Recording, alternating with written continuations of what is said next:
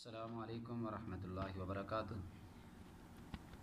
ریاست مدینہ ہے اور حضرت ابی بن کعب رضی اللہ تعالیٰ عنہ وقت کے قاضی ہیں۔ حضرت عباس رضی اللہ تعالیٰ عنہ اپنا کیس لے کے قاضی کی عدالت میں پہنچتے ہیں کہ جناب والا میرے گھر کا پرنالہ مسجد نبوی کے صحن میں گرتا تھا، جو کہ رسول اللہ صلی اللہ علیہ وسلم کے زمانہ میں لگایا گیا تھا۔ حضرت ابوبکر صدیق رضی اللہ تعالیٰ عنہ کے دور میں ایسے ہی قائم رہا، مگر جناب عمر رضی اللہ تعالیٰ عنہ نے اسے بند کروا دیا۔ میں آپ کے سامنے اپنی درخواست لے کے حاضر ہوا ہوں۔ حضرت ابی بن کعب رضی اللہ تعالیٰ عنہ جو قاضی ہیں، پیغام بھیجا جناب امیر المؤمنین حضرت عمر رضی اللہ تعالیٰ عنہ کے پاس، اور انہیں عدالت میں بلا لیا گیا۔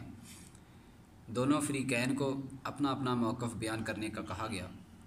حضرت عباس رضی اللہ تعالیٰ عنہ فرمانے لگے کہ جناب والا یہ پرنالہ میں نے رسول اللہ صلی اللہ علیہ وسلم کے زمانہ میں لگایا، اور سب سے بڑی بات یہ کہ میں نے یہ پرنالہ اپنے بھتیجے یعنی محمد رسول اللہ صلی اللہ علیہ وسلم کے کندھوں پہ سوار ہو کے لگایا، لیکن جناب عمر رضی اللہ تعالیٰ عنہ نے اس پرنالے کو اتار دیا۔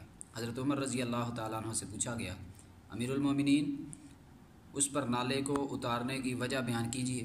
جناب عمر فرمانے لگے کہ قاضی صاحب، اس پرنالے سے گرنے والا پانی نمازیوں کو تنگ کرتا تھا، اس لیے میں نے اس کو اتار دیا، لیکن اللہ کی قسم اگر مجھے پتہ ہوتا کہ وہ پرنالہ محمد الرسول اللہ صلی اللہ علیہ وسلم کے کندھوں پہ سوار ہو کے لگایا گیا تو عمر کبھی بھی یہ جسارت نہ کرتے۔ لوگوں نے دیکھا جناب عمر کی آنکھوں سے آنسو جاری ہیں، اور حضرت عباس رضی اللہ تعالی عنہ کے سامنے التجا کرنے لگے، منتیں کرنے لگے کہ آئیے بالکل اسی طرح جس طرح محمد الرسول اللہ صلی اللہ علیہ وسلم کے کندھوں پہ سوار ہو کے آپ نے وہ پرنالہ لگایا تھا، بالکل اسی طرح عمر کے کندھوں پہ سوار ہو جائیے اور اس پرنالے کو دوبارہ اسی جگہ نصب کر دیجیے۔